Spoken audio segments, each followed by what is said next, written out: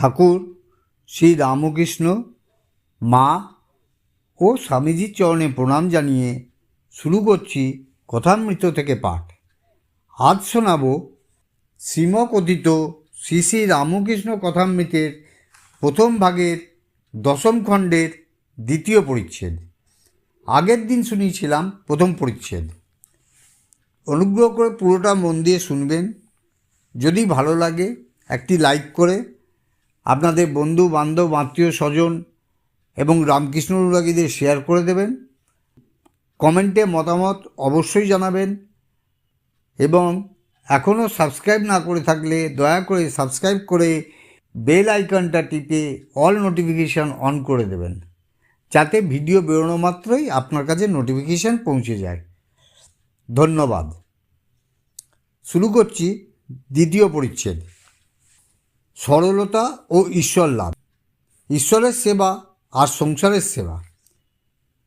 কীর্তনান্তে ঠাকুর ভক্ত সঙ্গে একটু উপবেশন করিয়াছেন। এমন সময় নিরঞ্জন আসিয়া ভূমিষ্ঠ হইয়া প্রণাম করিলেন। ঠাকুর তাহাকে দেখিয়াই দাঁড়াইয়া উঠিলেন।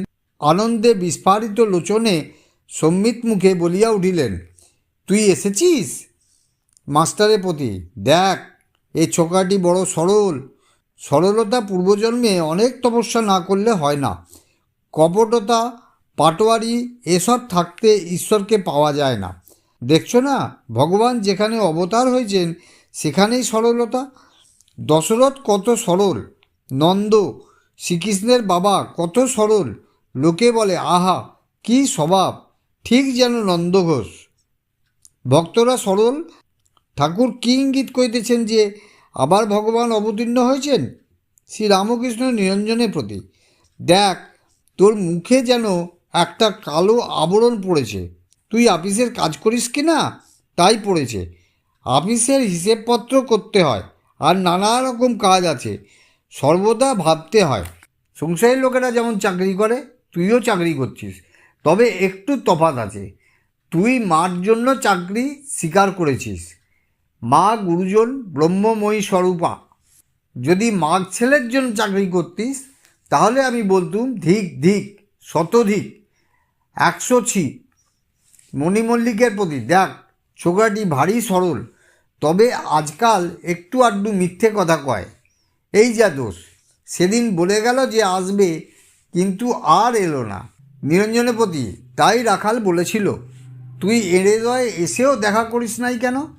নিরঞ্জন, আমি এড়েদয়ে সবে 2 দিন এসেছিলাম। শ্রী রামকৃষ্ণ নিরঞ্জনের প্রতি, ইনি হেডমাস্টার, তোর সঙ্গে দেখা করতে গেছিলেন, আমি পাঠিয়েছিলাম। মাস্টারের প্রতি, তুমি সেদিন বাবুরামকে আমার কাছে পাঠিয়ে দিয়েছিলে। দ্বিতীয় পরিচ্ছেদ আপাতত এখানেই শেষ হলো। নমস্কার।